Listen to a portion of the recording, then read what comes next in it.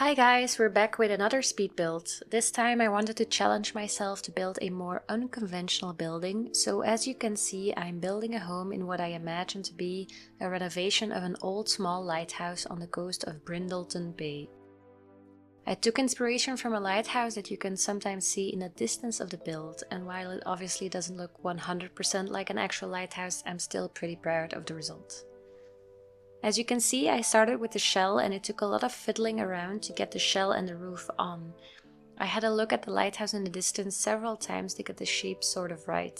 I seldom build buildings this high, so I also honestly did not even know how many floors I would be able to do. Ideally, I could have done at least one or two more to get the shape better, but that's the limits of the Sims. Here you can see that on the top floor I also struggled to get a final round room in, so in the end I had to create my own octagon room, but in the final build it fits in quite well. And then the final struggle for the shell was the roof. For some reason I started off wanting to cover the entire surface area of the floor below, but then looking back at the inspiration lighthouse in the distance, I noticed the second to last floor sticks out a little bit, and the roof actually only covers the smallest part of the building.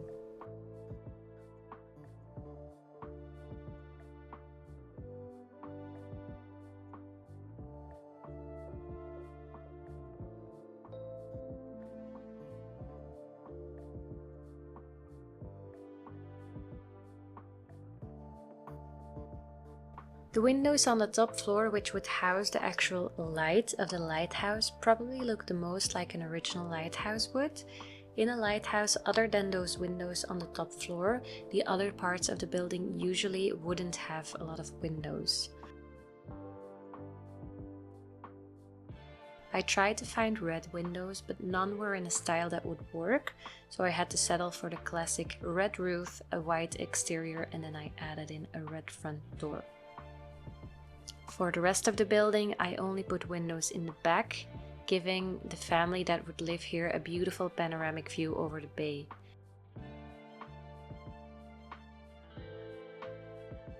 I didn't put any windows on the other sides because, at least where I live, when renovating historical buildings, you're often not allowed to change the facade or other structural elements of the historical building.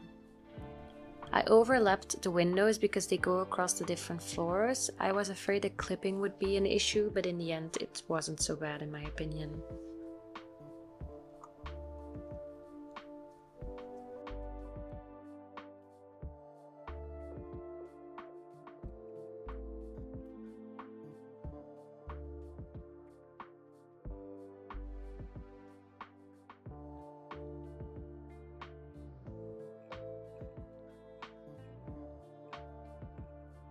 The interior flooring and wallpaper were all chosen to reflect the fact that the family who would have renovated the lighthouse aimed to keep as many elements of the original build as possible. So the flooring is concrete, the walls are stucco, and I used industrial metal stairs.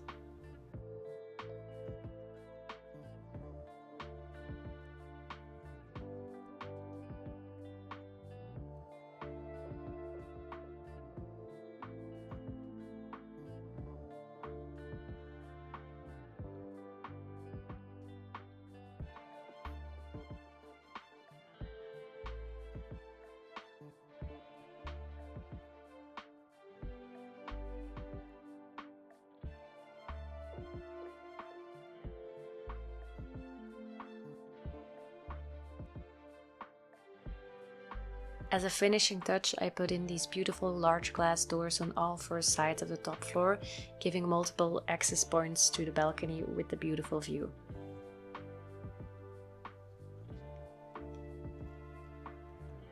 At this point in the build, I'm starting to put basic furniture down to visualize for myself what the layout would be. On the top inside floor, I put a bedroom and a bathroom, starting off with a closed bathroom, but as you'll see later on, I opened that up to a more loft-style interior. On the second floor, there's a living room and an office, and then on the first floor or the ground floor, there's a kitchen and a dining room.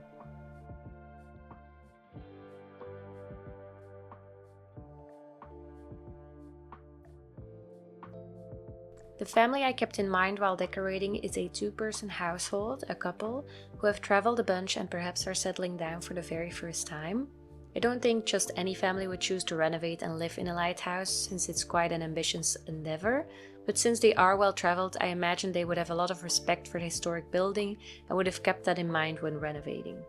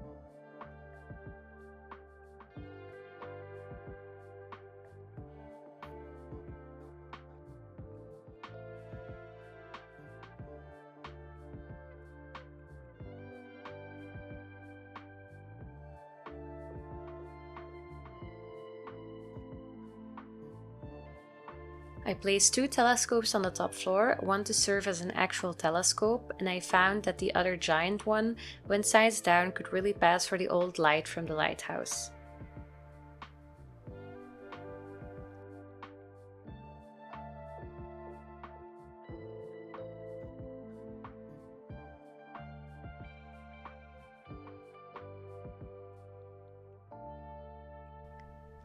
Since the concrete flooring and the white wallpaper are so bare, you'll see I tried to use a lot of carpets and paintings to compensate for the cold vibe that the floor and wall could give off without any decorations.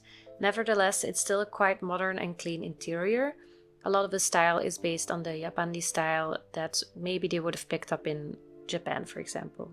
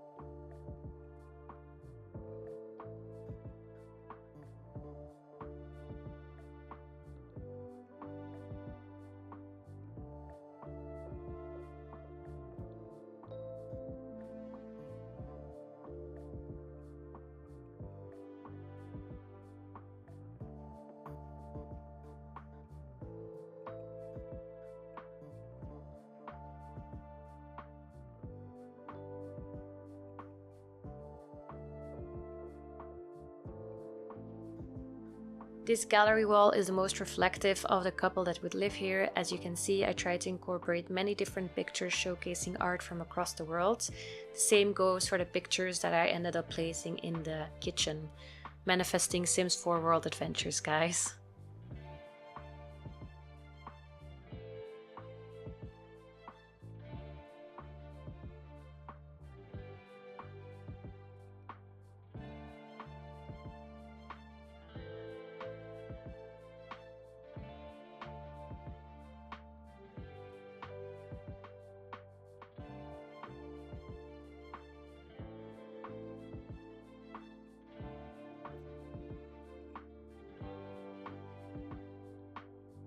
On the exterior, I also tried to include some signage that reflects the historical nature of this build.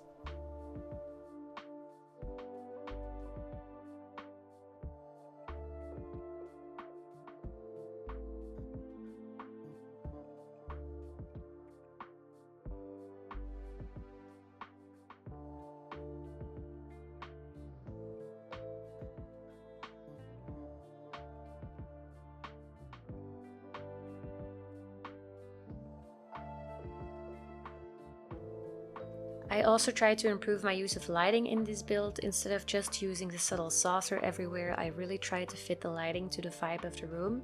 I think especially in the living room and the bathroom this paid off.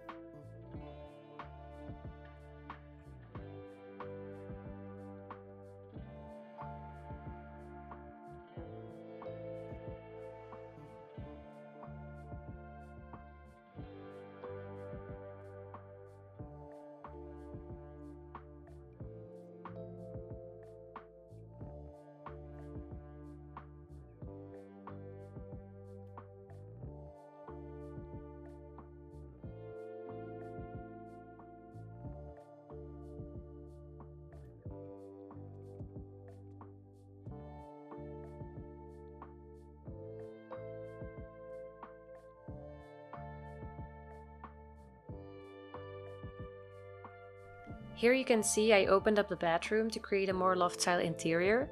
The view from this building was just too nice not to take advantage of it for every single room in the house, so I wanted the Sims to have a gorgeous view not only from the living room, their bedroom, but also from their bathtub and the shower.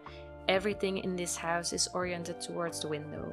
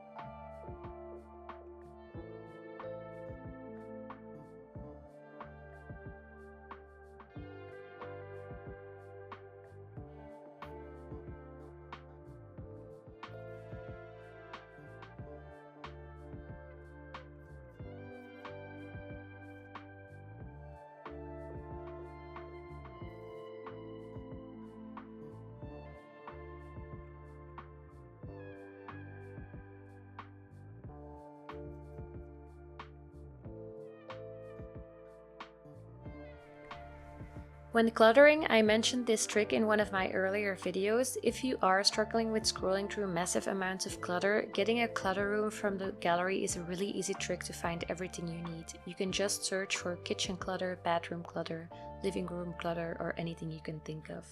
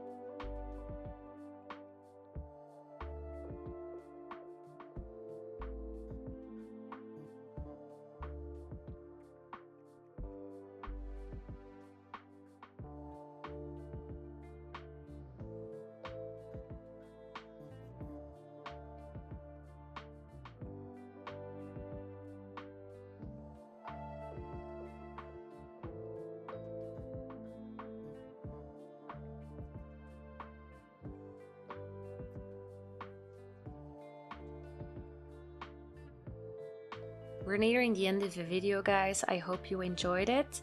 I'll leave you guys with some screenshots. If you did enjoy this video and ended up watching till the end, please consider leaving a like and subscribing to this channel. I started out just a couple of weeks ago, so it would still mean the world to me. Thank you so much. See you next time. Bye.